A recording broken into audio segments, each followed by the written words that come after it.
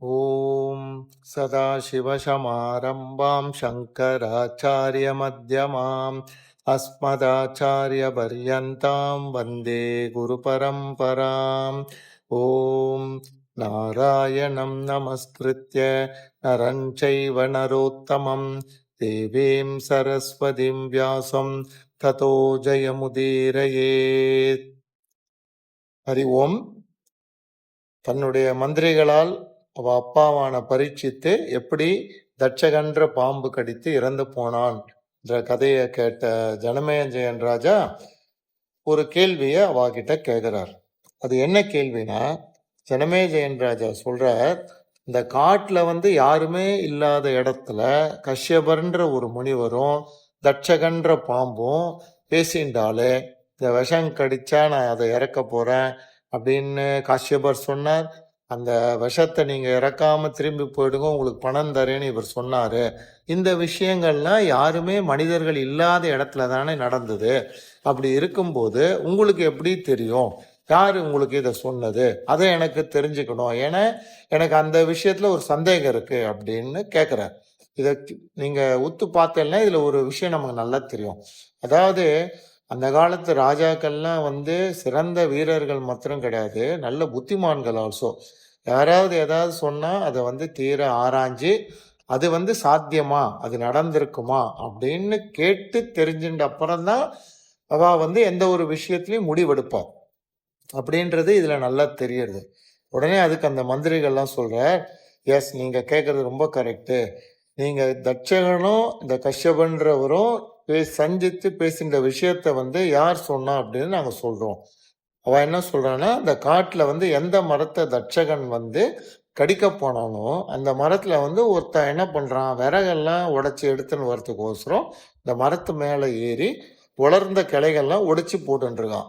அவன் அந்த மரத்துல இருக்கிறது தெரியாமே தட்சகனை என்ன பண்றான், அந்த மரத்தை கடிச்சுடுறான்.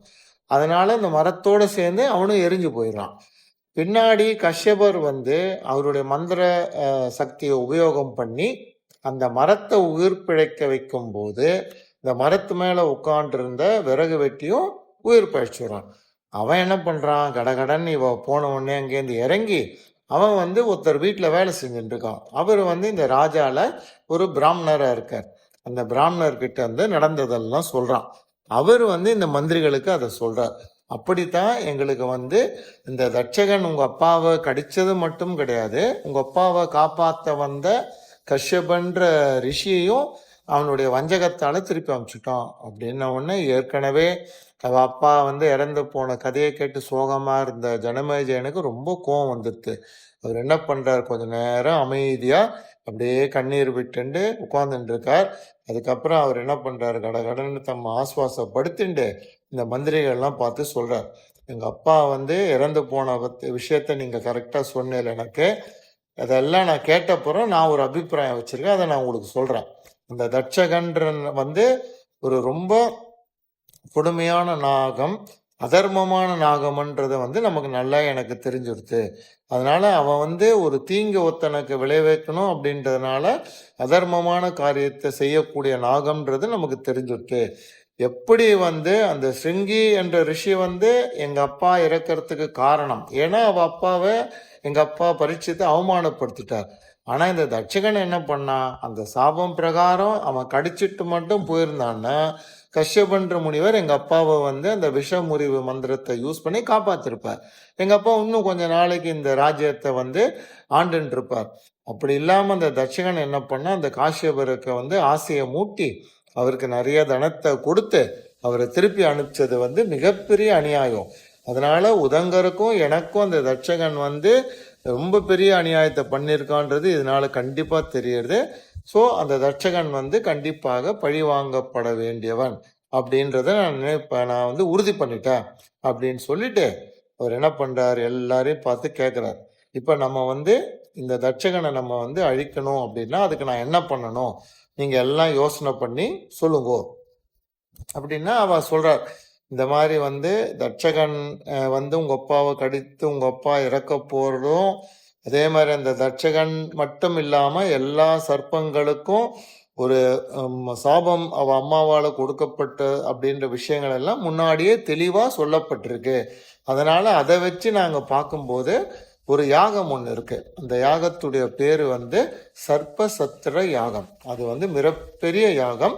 அந்த யாகத்தை நீங்க பண்றதுக்கு நீங்க ரொம்ப தகுதியாகவும் அதுக்கான சமயமும் இப்ப வந்திருக்குன்னு நாங்க அபிப்பிராயப்படுறோம். அந்த யாகத்தை நீங்க பண்ணும் பட்சத்துல இந்த நாகங்கள் எல்லாம் அந்த யாகத்திலேருந்து போகக்கூடிய மந்திரத்துக்கு கட்டுப்பட்டு அந்த யாகத்துல விழுந்துடும். இப்போ யாகம்னாலே நம்ம அக்னி மூட்டி பண்ணக்கூடிய விஷயம்ன்றதுனால அந்த அக்னியில எல்லா நாகமும் விழுந்து இறந்து போயிடும்.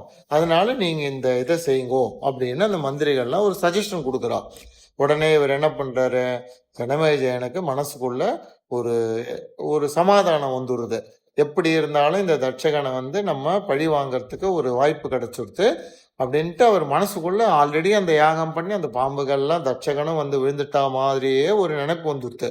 உடனே என்ன பண்றார், இந்த யாகத்தை பண்றதுக்கான வேலையெல்லாம் செய்யுங்கோ, யார் யார் அந்த யாகத்துல கலந்துக்கணும், யார் அந்த யாகத்துக்கு தலைமை தாங்கி நடத்தணும், அப்புறம் யாகம் எங்க நடக்கணும், அந்த இடத்துல யாகம் நடத்துறதுக்கான ஒரு இடத்த நம்ம கட்டணும், இது எல்லாத்தையும் உடனே செய்யுங்கோ அப்படின்னோடனே அவளும் கடன்னு அதுக்கான வேலையெல்லாம் பண்ணிட்டு அந்த யாகம் எங்க நடக்குமோ அந்த இடத்த தேர்ந்தெடுத்து ஒரு இந்த கட்டுமானம் செய்யக்கூடிய ஆட்கள் இருப்பா இல்லையா, அவளை கூட்டு அந்த இடத்துல யாகசாலை கட்டணும்னு சொல்றான்.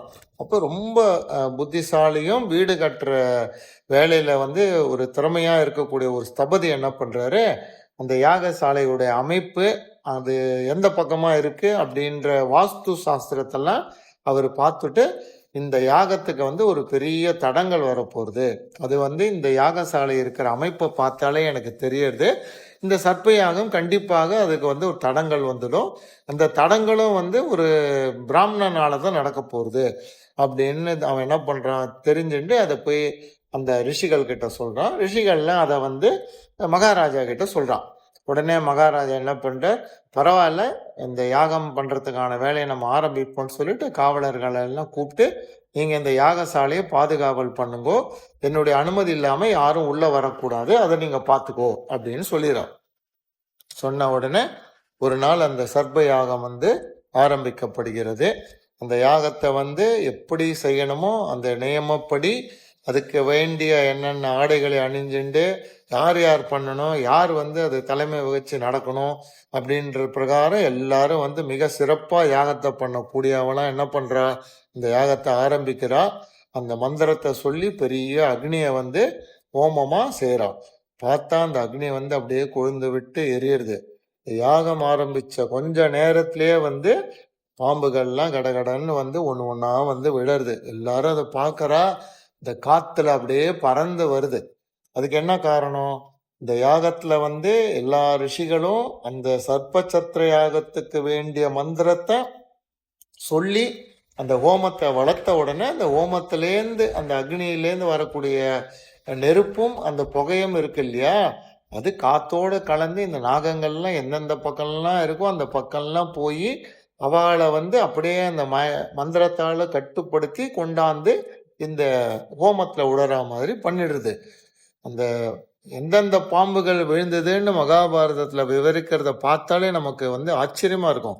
அதாவது எல்லா விதமான சைஸ்லயும் பாம்புகள் விழுறதான். குட்டி பாம்பு, பெரிய பாம்பு, குண்டா இருக்கிற பாம்பு, கருப்பா இருக்கிற பாம்பு, செவப்பா இருக்கிற பாம்பு, அப்புறம் தலை மாத்திரம் சின்னதா இருக்கும், உடம்பு பெருசா இருக்கும். இந்த மாதிரி விதமான கோலங்கள்ல இருக்கிற பாம்புகள் நூற்றுக்கணக்கில், ஆயிரக்கணக்கில், லட்சக்கணக்கில், கோடி கணக்கில் விழுந்து அந்த ஹோமத்துல விழுந்துட்டு இருக்கு.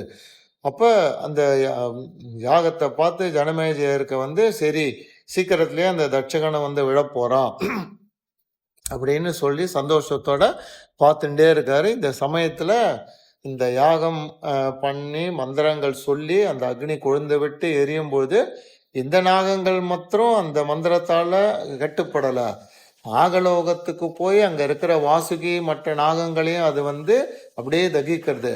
அந்த சமயத்துல இந்த தட்சகனையும் அந்த அக்னி தகிச்ச உடனே தட்சகன் புரிஞ்சுட்டான், நம்ம யாரோ யாகம் பண்ணி நம்மள அந்த யாகத்துல விழ வைக்கிறதுக்கு ட்ரை பண்றான்னு சொல்லிட்டு நேரா என்ன பண்றான், இந்திரனோட வீட்டுக்கு போறான்.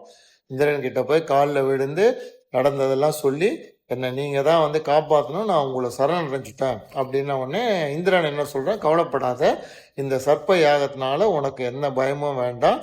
ஏன்னா முன்னாடியே பிரம்மதேவர்கிட்ட நம்ம வேண்டின்னு இருக்கோம், அவர் வந்து ஒரு வாக்கு கொடுத்துருக்கார், நீ என் கூடவே இரு, கவலைப்படாத அப்படின்ன உடனே இந்த தட்சகன் என்ன பண்ணுறான், சந்தோஷமாக இந்திரனுடைய கிரகத்திலே இருக்கான். ஆனால் நாகங்கள், மிச்ச நாகங்கள்லாம் வந்து விழுந்துட்டுருக்கு. இப்போ நாகலோகத்தில் இருக்கிற வாசுகி இதை பார்த்துட்டு அவனுக்கும் உடம்பெல்லாம் என்னமோ பண்ணுறது, மயக்கம் வராமல் இருக்கு, அவனுக்கு பிரக்கையே இல்லை. உடனே என்ன பண்ணுறான், மனசெல்லாம் உடம்பெல்லாம் நடுங்கிண்டு அவனுடைய சிஸ்டரான ஜரத்காருவை பார்த்து, என்னுடைய சாபம் நடக்கக்கூடிய காலம் வந்துருத்துன்னு நினைக்கிறேன், நம்ம அம்மா சொன்ன சாபம் பலிக்க போகிறது, என் உடம்பெல்லாம் எரியறது, எனக்கு என்ன நடக்கிறதுன்னு தெரியல, இப்போ நான் என்ன பண்ணணும்னு எனக்கும் ஒன்றும் புரிய மாட்டேங்குது. ஜனமேஜயன் ராஜா சர்ப்ப யாகத்தை ஆரம்பிச்சுட்டாருன்னு நினைக்கிறேன். இன்னும் கொஞ்ச காலத்தில் இந்த நாக வம்சமே அதில் விழுந்து சாம்பலாக போகிறது. நான் உன்னை எதுக்கு அந்த ஜரத்காரு முனிவருக்கு கல்யாணம் பண்ணி கொடுத்து குழந்தைய நீ பெற்றுக்கொள்ளணும்னு நினச்சனோ அதுக்கான காலம் இப்போ வந்துருத்துன்னு நினைக்கிறேன். சீக்கிரமாக உன்னுடைய பையனான ஆஸ்திகனை நீ அனுப்பு, அவன் வந்து இந்த யாகத்தை நிறுத்தினாதான் இந்த நாகங்களுக்கெல்லாம் சாப விமோச்சனம் அப்படின்னு கலங்கின மனசோட சொல்றார். அதை கேட்ட உடனே ஜரத்கார் என்ன பண்றா, அவருடைய அண்ணாவுக்கு ஆறுதல் சொல்லிட்டு தன்னுடைய பையனை கூப்பிட்டு, உன்னுடைய அப்பா வந்து முன்னாடியே ஒரு காரணத்தை சொல்லி தான் உன்னுடைய மாமா வந்து உங்க அப்பாவுக்கு எனக்கு கல்யாணம் பண்ணி வச்சார், அந்த காலம் இப்போ வந்துடுத்து குழந்தை, நீ தான் அந்த காரியத்தை பண்ணணும், சீக்கிரமா நீ வந்து ஜனமேஜயன் பண்ணக்கூடிய யாகத்துக்கு போய் அதை நிறுத்து அப்படின்ன உடனே அந்த யாஸ்திகர் சொல்ற, நான் என்னுடைய மாமாவாக்கோசரமோ மற்ற என்னுடைய நாக சகோதரர்களுக்கும் நான் செய்யக்கூடிய காரியத்தை கண்டிப்பாக பண்ண போகிறேன், ஆனால் ஏன் வந்து இவள் வந்து இந்த யாகத்தில் போய் விழணும், அதை நீங்கள் எனக்கு கரெக்டாக சொல்லுங்கோ, சொன்னால் தான் நான் போவேன் அப்படின்ன உடனே ஜரத்கார் என்ன பண்ணுறா, இந்த கத்ரு எப்படி அவளுடைய குழந்தைகளுக்கு வந்து சாபத்தை கொடுத்தா, ஏன் அந்த சாபத்தை கொடுத்தா, அவெல்லாம் அதுக்கப்புறம் எப்படி அந்த உச்சரவசன்ற குதிரையில போய் வாளில் கருப்பாக ஒட்டிண்டா, அதுக்கப்புறம் வந்து வாசுகி இவளை அம்மாவை வந்து ஜரத்கார் என்ற முனிவருக்கு கல்யாணம் பண்ணி கொடுக்கறதுக்கான காரணம் என்ன, அவர் வந்து அமிர்தத்தை கடையும் போது தேவர்களுக்கு உதவி பண்ணதுனால தேவர்கள்லாம் இவரை கூட்டுன்னு போய் பிரம்மாஜி கிட்ட சொல்லி, பிரம்மாஜி வந்து கவலைப்படாதீங்கோ, உங்க தங்கைக்கும் ஜரத்காருன்ற மகா முனிவருக்கும் பிறக்கிற குழந்தை உங்க சாபத்தை விமோச்சனம் பண்ணும் அப்படின்னு சொன்னதெல்லாம் தெளிவா சொல்றா. சொல்லிட்டு இப்ப அந்த காலம் வந்துட்டு, தயவு செஞ்சு நீ உடனே வந்து போய் அந்த யாகத்தை நிறுத்தி நம்ம குலத்துக்கே நல்லது நீ செய்யணும் அப்படின்ன உடனே இந்த குழந்தை என்ன சொல்றாரு, ஆஸ்திகார் அப்படியே ஆகட்டும்னு சொல்லிட்டு அவ அம்மாவுக்கும் மாமாவுக்கும் ஒரு நமஸ்காரத்தை பண்ணி அவ ஆசீர்வாதத்தை வாங்கிண்டு அப்போவே வாசுகி கிட்ட ஒரு அஷூரன்ஸ் கொடுத்துட்றார், நீங்க வந்து கவலையே படாதீங்கோ, உங்களை கண்டிப்பா உங்களை மாத்திரம் இல்லை நம்ம நாக குலத்தையே நான் வந்து இந்த சாபத்திலேருந்து விடுவிக்க போறேன், கொஞ்சம் கூட உங்களுக்கு பயமே வேண்டாம், எப்படியாவது இந்த ராஜா கிட்ட போய் என்ன மாதிரி பேசி எப்படி நான் அவர்கிட்ட வந்து காரியத்தை சாதிக்கணுமோ அது மாதிரி சாதிப்பேன், நான் சொல்றது பொய்யே ஆகாது அப்படின்னு சொல்லிட்டு நேராக ஜனமேஜயன் செஞ்சுட்டு இருக்கிற யாகத்துக்கு போய் அந்த இடத்துக்கு போறார்.